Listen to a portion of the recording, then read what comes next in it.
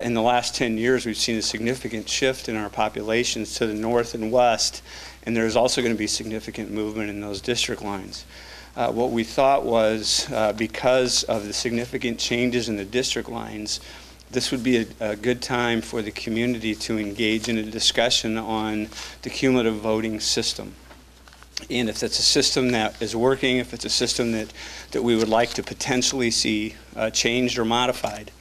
I think one of the important parts of trying to gain some momentum and talk to the community about this is that people don't think that there's a political direction that we're trying to go, which there isn't. I have tried to encourage the community discussion and step back and let the organizations behind me and others contribute to the discussion and bring back information to the council. So when the council has a discussion on this at the end of November, it's a good summary, and we really feel like it's good opinions back from the community at large. So I'm very appreciative that the leaders behind me have been willing to step up and help us with these community discussions. Bradley's Institute for Principled Leadership is happy to help facilitate the important community discussion on whether our current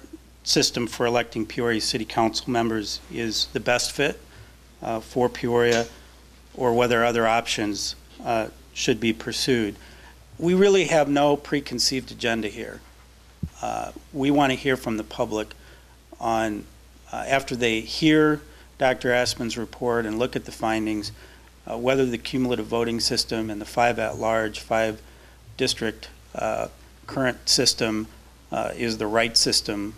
We don't have a position today on what we think is best. We're looking at that at the same time that we are being part of this partnership to convene community meetings. And as Brad said, we're not walking into this with an idea of what it should be. What we want is to have a structure that elects the city council, that provides good representation, encourages participation from all parts of our community, and make sure that we have a diverse council. And obviously we have an interest in having a council that understands some of the issues from the business community. So we're excited to be a part of this and working with the other organizations, and we'll be encouraging our members to attend these meetings and weigh in on the survey just like all the rest of the groups will.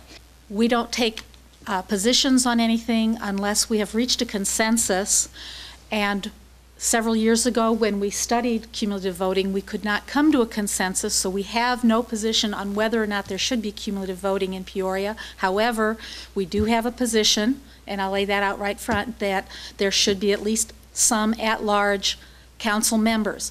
Other than that, we like to study issues, and this is one issue, since most of us live in the city of Peoria, we're very much involved with, and we want to learn, we want to educate. And so we're very happy to be part of this.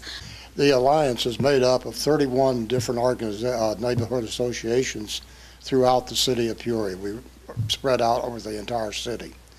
Some of the neighborhoods are very active in this, and most of them are.